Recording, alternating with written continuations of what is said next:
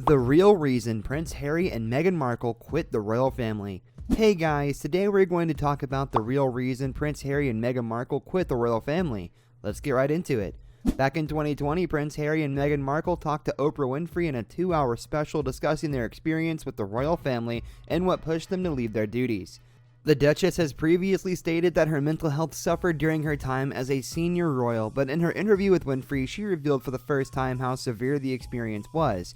She revealed that life as a member of the royal family was so isolating and lonely, and she felt so abandoned by the institution that she considered suicide while pregnant with her son Archie.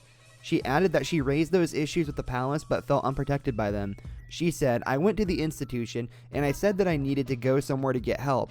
I said I'd never felt this way before, and I was told that I couldn't, that it wouldn't be good for the institution," adding that she went to one of the most senior people to raise the concerns. Meanwhile, Harry said, "I went into a very dark place as well. I wanted to be there for her." He said that every day he came home from work after Archie was born, he would arrive to see Meghan crying while breastfeeding their child. Furthermore, Meghan stated that the royal family was concerned about her baby's skin tone, and Harry chastised his relatives for failing to criticize colonial undertones in media coverage. Meghan told Winfrey that an unnamed family member brought up the issue of how dark their unborn baby Archie's skin would be while she was pregnant. There were several concerns and conversations about how dark his skin might be when he was born. She said in one of the most stunning revelations from the interview, Meghan said, "That was relayed to me from Harry. Those were conversations that family had with him," declining to reveal who was involved in the conversations. She then said that would be very damaging to them. In another part of the broadcast, Harry also criticized the royals for failing to support them when lawmakers pointed out colonial undertones in the way that Meghan was covered in the British press.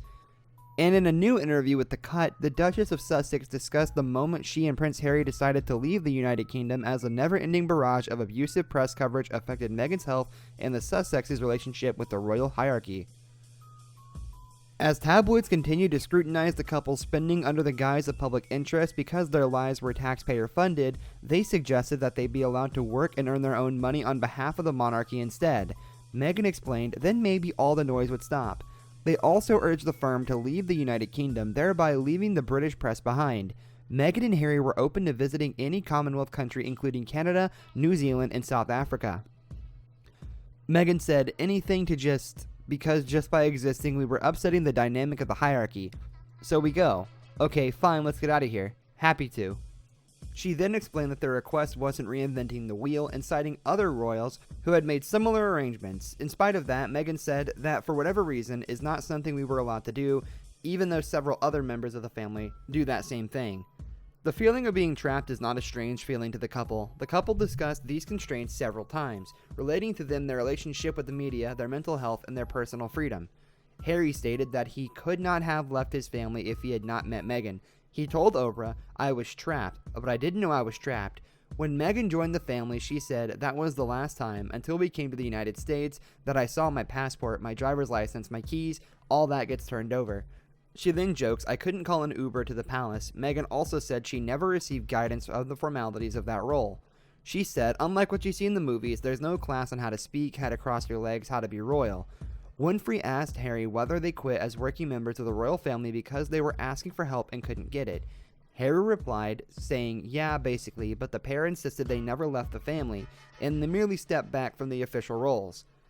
The simplest reason was basically lack of support and lack of understanding." But the prince hit back at stories that they blindsided the queen by not telling her of the plan until it was public. He said, "I've never blindsided my grandmother. I have too much respect for her." As for where the report came from, he said, "It probably could have come from within the institution." The pair said they suggested moving to a Commonwealth country and continuing to support the monarchy where needed, but they ultimately settled in the US after their security was removed. He said, "I got confirmation that no, the risk hadn't changed, but given their change in status, their protective detail would be revoked regardless." The issue of who would provide to the couple's security was heavily covered in the media at that time, and the couple made clear that it was a decisive factor in their decision to move from Canada, where they stayed temporarily, to California. That's all for today, and we'll be sure to catch you all in the next one. Don't forget to like the video and subscribe to the channel so you don't miss out on any videos similar to this in the future, and we'll keep you updated on all your wishes and wonders.